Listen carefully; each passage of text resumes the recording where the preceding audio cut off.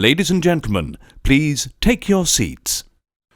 You know, it's unbelievably cool when we get to talk to someone who has existed so brightly and so iconically, not only in the world of Canadian cinema, but a little bit in Hollywood as well. And if you're within the sound of my voice, that must mean you are in the seats with once more. As always, my name is Dave Voigt, and I am the host of this podcast, where we sit down with a wide-ranging variety of entertainment industry professionals and pick their brains about not only current projects, but how they got started, state of the industry, and any sort of fun things we can think of. Very conversational, very light, ends up being a good time. And if you want to join us on that ride, we'd love it if you did, and subscribe to us over either at Spotify Podcasts, Apple Podcasts, or you can find every single one of our episodes over on YouTube, where we'd love it if you'd like and or subscribe, and whatever you feel comfortable doing. It's all good with us. And if you'd like to follow us on social media for updates, that'd be great too. You can find us either at In the Seats or at It's Podcast One for all sorts of fun updates on Facebook, Twitter, and Instagram. And finally, and probably most importantly, if you could visit us over at In the Seats, intheseats.ca, where our hardworking team is churning out reviews, interviews from films and television happening on every major streaming service, and from things happening all over the world. And if you need to decide what to watch, I dare say we are a great destination for that, to help you make up your mind. I try not to be biased, but, I love the place.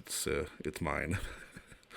But, we have a lot of love there, and a lot of love comes out of it. And another thing I love is being able to catch up on old movies and physical media, and being able to have a copy of a movie either on DVD or Blu-ray in my hand. And if you feel the same way, I do recommend you go visit our friends over at Bay Street Video, 1172 Bay Street, Toronto, Ontario, Canada.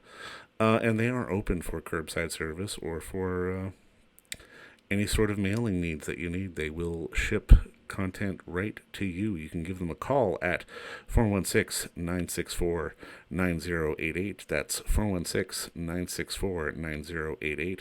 Or send them an email over at baystreetvideoto@gmail.com for any of your DVD, Blu-ray needs, be it a last-minute Christmas present or just something for you, something to watch if you want to catch up on some old movies, like ones that we have that our guest today was appearing in. And he's our last Julian of the day. He is the iconic and the indomitable Mr. Julian Richings. And we talk with him not just about his new movie, Anything for Jackson, which is getting so much positive buzz on the festival circuit and sort of around, and it's coming out on VOD pretty soon. I don't have the exact date, but when we do, we will let you know. But it is a fantastically fresh little horror film that came out of our own Canadian backyard, and it's really starting to get a lot of attention. And we talked to Julian not only about this film, but about his career in general and how he got started and state of the industry and just sort of the joys of working, and how sort of the Canadian scene has evolved in the years that he has been here, with his well over 200 on-screen credits, which I was amazed to see when it first popped up on my screen. But the man is an absolute delight. He is an icon of Canadian acting and of Canadian cinema. And I hope you enjoy our talk with him, because I damn well know I did, and it was a lot of fun. All right. Well, I mean, obviously, I just want to say first off, I mean, I absolutely loved Anything for Jackson. It's a wild film, and I mean, I think it must have been a treat for you, because in many ways, while it's still in the genre that people associate you with, you're almost playing the straight man in this movie. Walk me through how you got involved in this one. Very much so. Well, Justin came up to me and sort of sent me the script. Keith and Justin together. Keith, they'd written the script. They had Sheila and myself in mind, and they showed it to us both individually, and we both responded really favorably. And we were also, both of us, relieved to know that the other one was being considered. So because it's one of those scripts where you're so dependent on your partner. For sure. It absolutely is. It's a double act in many ways. I mean, we're on our own voyage, but as you say, in many ways, Henry of the two is the straighter man, because it's Audrey that's taking them both on this extraordinary kind of journey into Satanism and God knows what else. And I mean, it's one of those films that, I mean, it does sort of twist the convention a little bit. And I mean, when you're looking at stuff, is that the kind of thing that appeals for you? Like stuff that will sort of play with the like little variations on the theme? Because I mean, I think that's what makes this film stand out.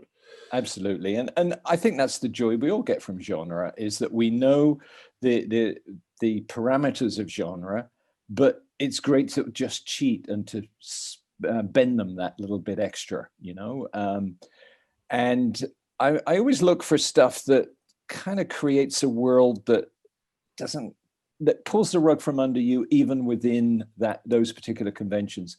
I really like things like, so for instance, Constantina, who plays Shannon Becker, who is our victim, in inverted commas, she's written in such a way, and she's performed by Constantina in such a way that she again subverts the tropes. She has her own agency, she has her own journey throughout the thing, and she starts to negotiate and to become a very strong independent character throughout the whole movie. But it's not just focused on her age group, which most of these movies are. No, absolutely. And I mean, it is one of those things. I mean, I got to talk to Constantina, and I mean, she loved working with you, and she couldn't say enough about that. But it's one of those things where you're watching it, and while you know where it's going, you're still surprised when it gets there. And I mean, that's really sort of where that sweet spot for genre, isn't it? Just to it is to sort of be surprised, but not surprised. Absolutely. And that's exactly where the characters find themselves too. These older, very straight-laced couple, very successful in every way, but suddenly they're confronted with tragedy and they don't know how to cope. And they're getting in deeper and deeper and deeper. Just like the audience, the audience doesn't quite know where they're going, and things are getting out of control. And that's a great place to be in a movie going experience, where it's not nudging and winking to the audience. It's actually taking them on a journey that's unexpected. Now, I mean, how important is it to have strong people to play off of? I mean, especially in a shoot like this, which I can imagine was only like a handful of weeks. Oh yeah, very much so. Very. In fact, we finished the day that COVID came in and shut the industry down. Friday the 13th. I think we finished an hour before the lockdown. Yikes! So it was extremely tight, but Justin, the director, and Keith, the writer, both of them have a lot of experience working together. They have banged out a whole load of Christmas movies very successfully, and know what they're doing. They know how to shoot, to edit, to take the least amount of time necessary, and not to get sidetracked with, oh, this will be a great shot. Oh, wow, let's try this. Like, they were very clear. And so it was very tight, but there was always a sense of, no, we're going to get this day. Oh, no, we got a ton of stuff tomorrow. No, we'll get that. And we did, day by day by day. We only ran out of time really at the end, when we knew that the industry was going to get shut down, and we knew we had no extra space to shoot any reshoots or anything that, just didn't work out. So we were under the gun for the last 48 hours, but we got there. We did it.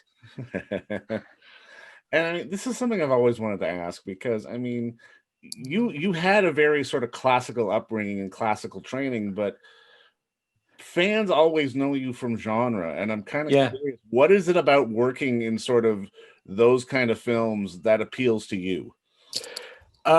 Couple things. Let me first start by saying, I come from Britain, and I was trained in Britain, but I wasn't trained classically. Okay. So I was very, so people assume that, but actually I was very much part of an independent wave of teaching and thinking in the 70s that was a reaction against the status quo at the time.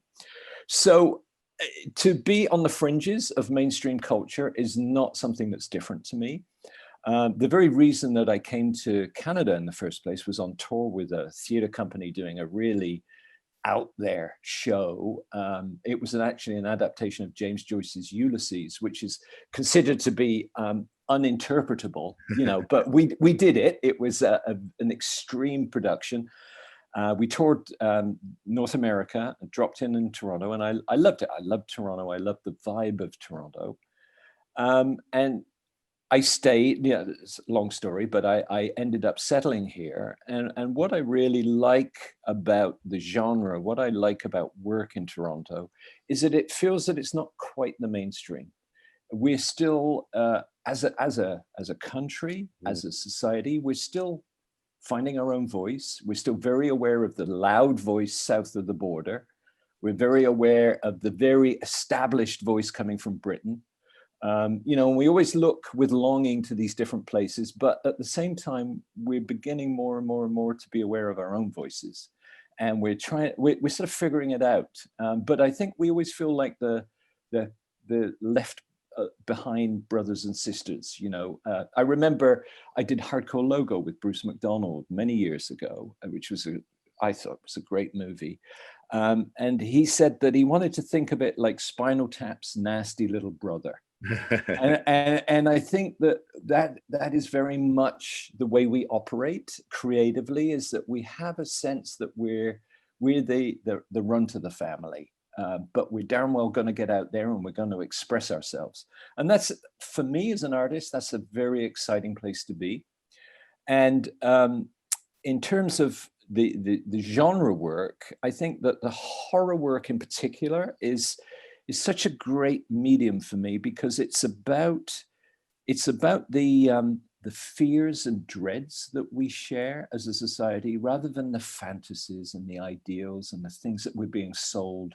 The Freedom 55s and the beautiful people with the beautiful teeth and those lovely stories and romances. Horror is a genre that looks at the underbelly of everything. And again, to tie into my sort of theory about we as Canadians, we celebrate this slightly off kilter.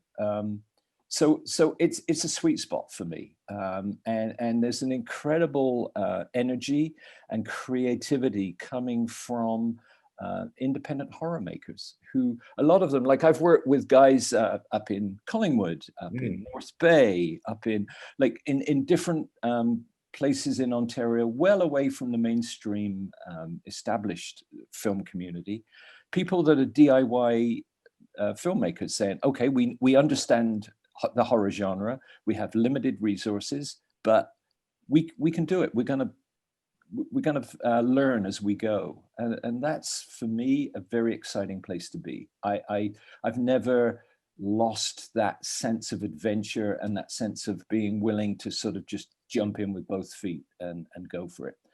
And that's another thing about doing horror, is that horror, above all, I feel on the film set, when you're doing a horror movie, you park your ego at the door, and you walk in and you go, okay, this scene is about a gag.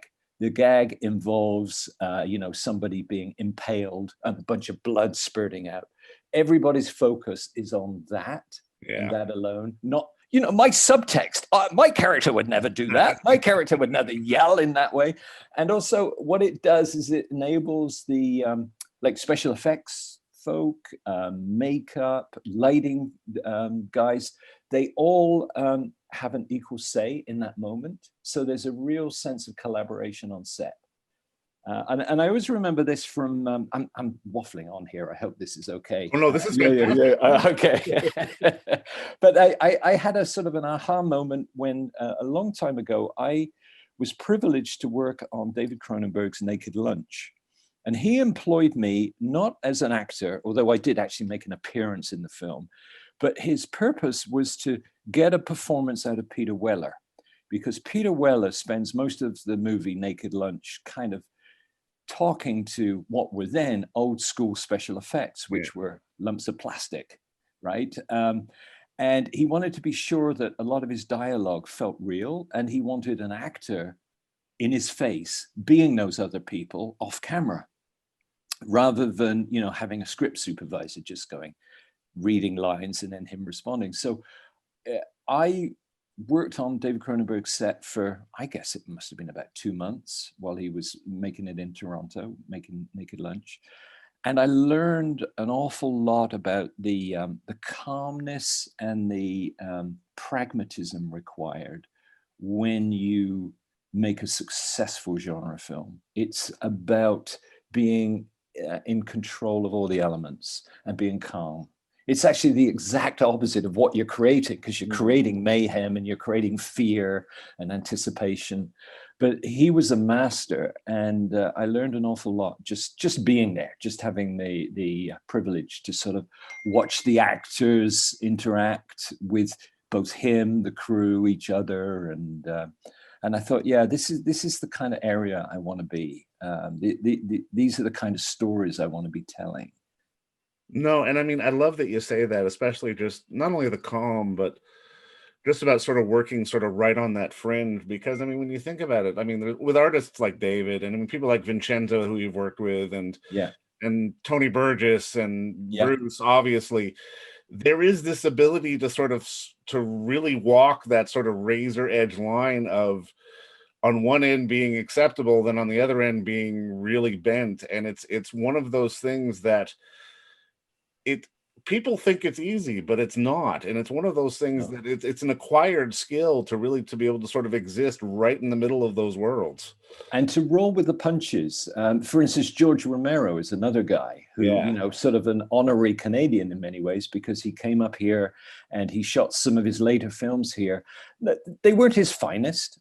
George would have been the first to say that, but they were an awful lot of fun. And he shared his wisdom and his just his huge body of knowledge with a whole bunch of people. I was fortunate to be in one called Survival of the Dead. And again, you know, I watched George, the master, just there in control of all the elements, but also not getting sidetracked by egotistical things. Like there was one day on set where the door wouldn't work. The carpenters couldn't figure out how the actors could come in and smash down the door without it looking really cheesy, you know, basically. And so people were running around, people getting upset, different departments were yelling at each other. And George was kind of sitting there and going, looking at his watch and going, okay, so how long would this take to fix? And somebody came up, somebody came up with the answer. You know, he went, well, we can't afford that much time. So you know what? The door isn't that important. Let's forget about the door. The scene is not about the door. The scene takes place after you've broken through the door. We'll just hear the noise of the door being smashed down off camera, and then we'll go straight into the scene. And he didn't get upset about it at all. He just rolled with the punches and kind of went, okay. And again, this is the thing about genre, is that you're very aware of what the moment in each scene is, what the value is. You can't be worrying about the wrong thing in any film if you're really to build up a sense of suspense. Well, and I mean, I gotta imagine that just goes with independent filmmaking as well, because I mean, especially throughout your career, you've been on some smaller independent sets, Mm-hmm. some very low budget sets, but also you've been on some pretty huge sets. And I mean, I've got to Yeah. imagine that at least when you can sort of step back from it all, the process, while obviously similar, will have some very big differences at the same time. Yeah, although I think you actors on the really big shows also like to be reminded of the simplicity of what they're doing. I did Man of Steel, for instance, which was, I've never seen so much green screen. It was like walking into a hockey arena full of green, everywhere. And I'm sort of looking around thinking, oh, wow. So this is going to become this extraordinary universe. I don't know what it's going to look like. And then I had a scene in which I'm looking at a tennis ball that's suspended over a guy's head because the guy is supposed to be 8 foot tall. So I'm looking at this.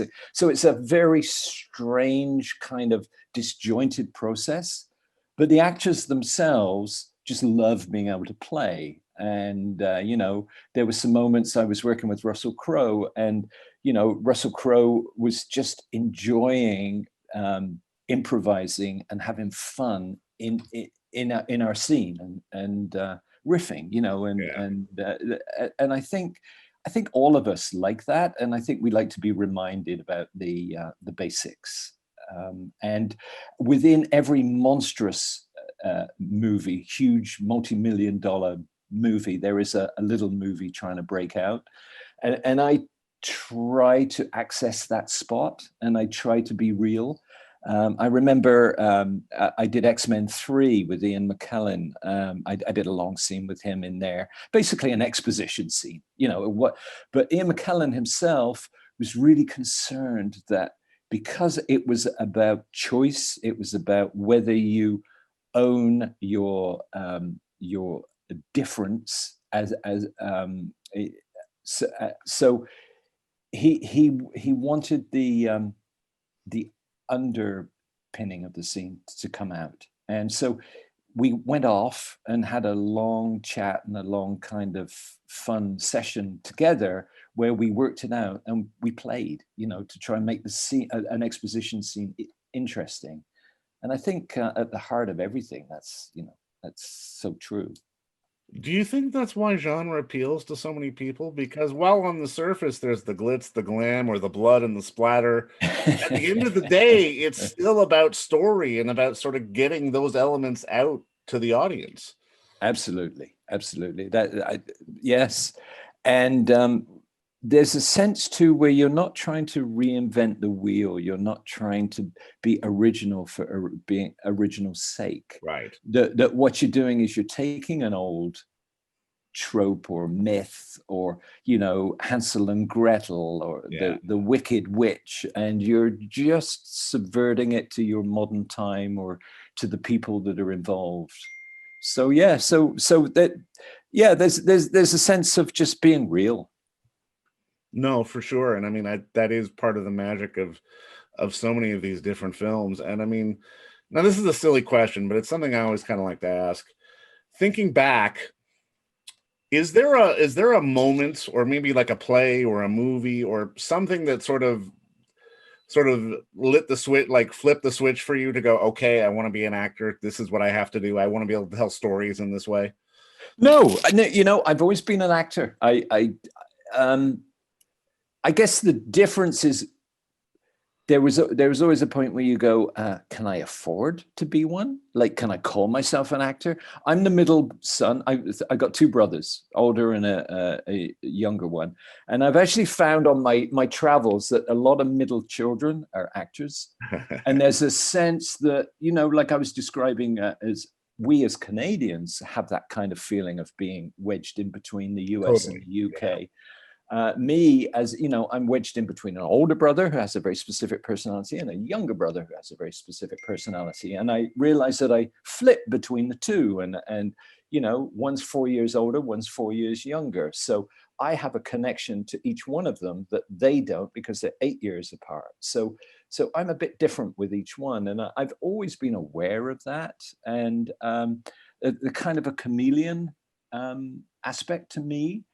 But it's the critical thing is to be different with different people in different circumstances, but to be true to whatever that thing is yourself. And that's been my journey in life somehow.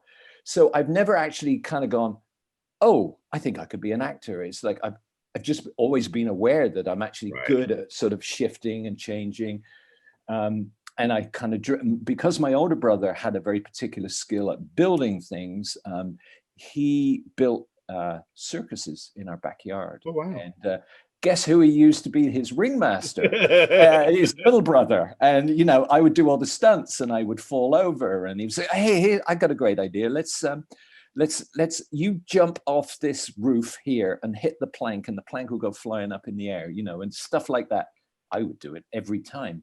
So right from the get-go, I would just do stuff, and I would be happily directed to do stuff by my older brother. And it's just kept going and going and going and going. But to answer your question, long way to answer your question, I think the kicker for everybody is, wow, I love this, but can I afford to do this? Can I make a living doing this? And I was very fortunate in that I trained for 3 years at a sort of an alternative drama school. Well, it was actually within a university's context. It wasn't a traditional British drama school. It was a place that looked to Poland, to yoga, to the East, to different cultural influences. It was immediately after I did my training, I got a job right away, and I almost didn't have a chance to doubt myself. I was working right away, and then I was kind of hooked, and then I got another job, and then there was a point, I guess, once I'd had kids, and I was beginning to think, well, will I ever grow up and get a real job? And I thought, no. It's like, this is who I am and what I do. And then my choices became not a crisis of whether I was an actor or not, but it was, I had to be pretty canny about certain jobs that I would take over others, and pragmatic, right? But the beauty is that I've been going long enough now where there's a little more choice involved in what I do. No, I mean, I think that dovetails perfectly into my next question because, I mean, obviously, as a working actor, you have to look forward. You can't look behind. But is there sort of one job that got away that in hindsight, you go, darn it? No, not really. I think your survival mechanism is that you go, if I'd done that dream job that I thought I was up for and I could have got, I would never have been on this path and got this, and this job, and I would never have gone there. So you kind of find a way to talk yourself out of that, and you can and again, that's why I've survived for a long time as an actor. I think I'm able to forget stuff. It's able to go in one ear and out the other, and I'm able to walk away from parts too. I don't kind of I play characters like death. I play mass murderers. I play like crazy people. I inhabit them. I carry them for a story, and I let them go. Yeah. I don't I don't walk around in anguish for 5 weeks afterwards. I mean, it affects you, and Of course, obviously, but I have an ability to let go, and that's very important. Do you think that ability to let go sort of makes the definition of a working actor? Because I mean, everyone always talks about dream jobs and dream projects, but I mean, just from talking to you, I get the sense that you're kind of living the dream job because you're in the position to be able to take on these different kind of projects. That's it. Well, that's been my philosophy, and that's why I do the kind of jobs that I do. I work a lot, but I don't necessarily, aspire to one particular, I don't try to be the lead in a major drama series or I don't have those kind of finite ambitions. I love working. Working is the thing for me. It's an interesting thing. I mean, during COVID, we're all suffering. I mean, all of us are sort of challenged. It's been very difficult for me because I've realized that in my downtime, I don't do a lot. I operate by being with people, by interacting with people. My canvas is people, and my canvas is storytelling. Musicians, if they're locked up for 3 months, they could come up with their ultimate album. A writer can come up with a masterpiece, or whether or not it's good, it doesn't matter. But they can think. A visual artist can paint. An actor kind of requires the hustle and bustle of life. So I'm defined by working as opposed to silence and contemplation. I mean, that's a part of it, but the main thing is the interaction. Well, and I mean, just based on that answer, I mean, I've got a feeling just from watching the movie and having talked to you that even something like Anything for Jackson may, because people always ask about favorite performances, right? And I mean, it's hard to define what's your best or that kind of thing, but I definitely felt on Anything for Jackson, you were probably having a lot of more fun than maybe you've had in recent roles as well. It's definitely something that comes across on the screen. Good. I'm glad about that. I think a lot of that is due to the fact that I'm riffing in a way, in that I'm bringing my game to the set. Yeah. Sheila's bringing her game, and there's kind of we're both in the same place on our journey, so we're very much in our own places, but we are kind of sparking off each other and sparking off what's going around us. So that's a lot of fun. It's like I imagine what it must be like to be a musician improvising with really great other artists, that are sort of in the same place, but there's a sense of spontaneity. And to Keith and Justin's credit, the writer and producer, they kind of maintain, despite the low budget, despite the time frame, they allowed that sense of playfulness that gave us a freedom to do that. Because often what will happen is that, I come in and I'll play a primary color, which is fine. Yeah. And I play a primary color and I enhance a particular scene or story or bring a sense of menace or humor or whatever, and then walk away again. But this one, I'm going right from beginning to end. And you know what? It's a beautiful thing, and it's an amazing ride that everyone on this film took audiences on. And I just want to say thank you again for the time and congratulations, and keep up the good work, sir. This was a pleasure. Well, it was a pleasure for me too. Thank you very much. All right. Thank you, Julian. Cheers. Cheers. Bye. And don't forget to visit our friends over at Bay Street Video for all your DVD, Blu-ray rental, or purchasing needs this summer, as they are still open for curbside and some mailing delivery as well. Over at 1172 Bay Street, Toronto, Ontario, Canada. You can give them a call at 416-964-9088. That's 416-964-9088. Or send them an email at baystreetvideoto@gmail.com for any of your DVD and Blu-ray needs.